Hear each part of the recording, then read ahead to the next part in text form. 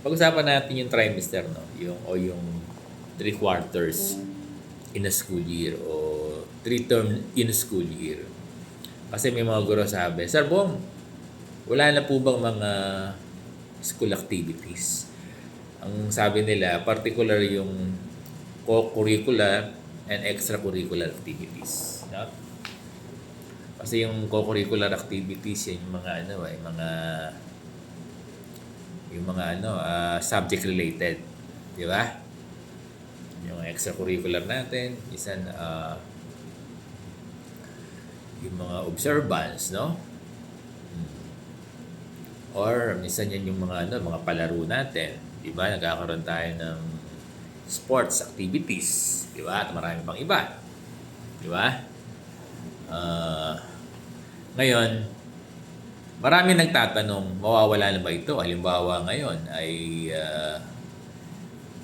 ito, papasok ang July, magkakaroon ng ng TLE, di ba? O mawawala na ba yung activity nila? O, meron silang nutrition week, di ba? Oo, yung mga ganito activity, nutrition week, kasama to sa i-integrate na lang sa classroom. Hindi na to i-celebrate. Hindi na to gagawin na, at sabihin, hindi na to gagawa ng activity na hiwalay pa, no? Kasi minsan nutrition month, nagkakaroon ng ng mga program, di ba? Mga school program sa nutrition month, yung mga bata nagko-costume ng gulay, nagkakaroon ng pageant, di ba? About food, so on and so forth. Wala nang gano'n. I-integrate na lang yan sa classroom. So, yung nutrition month, basta yung nutrition concept, no? Yung nutrition program, everything, gagawin na lang siyang lesson. O yung nutrition observance, di ba? Gagawin na lang siyang lesson na i-integrate ganun sa instructional block. Doon siya. Doon sa aral-aral-aral, doon siya ilalagay. Kakaintindihan, i-integrate sa classroom. Ano pa? Science month, no? Ano ba yung ginagawa? Basta activity na pwede na lamang i-integrate sa classroom, yun ang gagawin. At ang halimbawa nito ay World Teachers Day. So yung mga bata, di ba pag World Teachers Day ay nagkakaroon tayo ng program para sa mga guro, di ba? Minsan ay nagbibigay tayo ng time, umiikot yung mga bata, nagbibigay ng candy, chocolate, di ba? Sa mga teachers, umiikot. Just in observance of World Teachers Day. Ngayon, wala lang ganun. Wala lang separate day para doon. Na magkakaroon tayo ng program para sa mga teachers natin, di ba? Sasayaw, kakanta yung mga bata, di ba? Babatiin yung mga guro.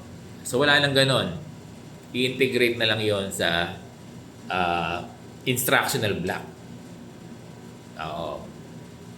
Gagawin na lang yon as part ng lesson. I-integrate. Alam ng mga guro yan, ano? Linggo ng wika, meron pa ba? Kasi August yan. Nasa first quarter yan, nasa first term, nasa term 1. Diba? Term 1. Tama ako, diba? June, July, August, September yan Okay? Alam ko September is science din. Linggo ng wika. So dati, di ba, nagkakaroon tayo ng talumpatian, nagkakaroon tayo ng celebration, di ba? Yung mga bata, nakabaro, naka-Pilipinyana, may mga contest diyan ng mga talumpatian, so and so forth.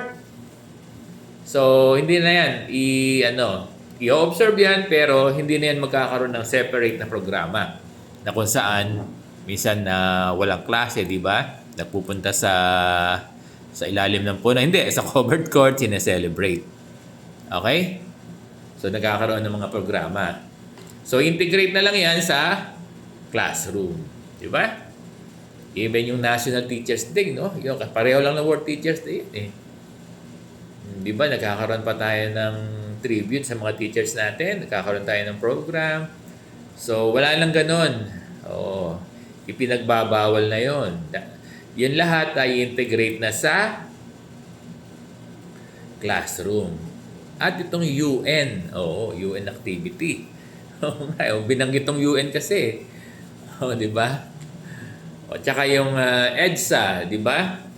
EDSA, minsan nagkakaroon ng program about EDSA Revolution, di ba? Ino-observe natin. So, nagkakaroon ng activity, school program, at marami pang iba. Di ba? Na hindi nagagawin ng separate na program.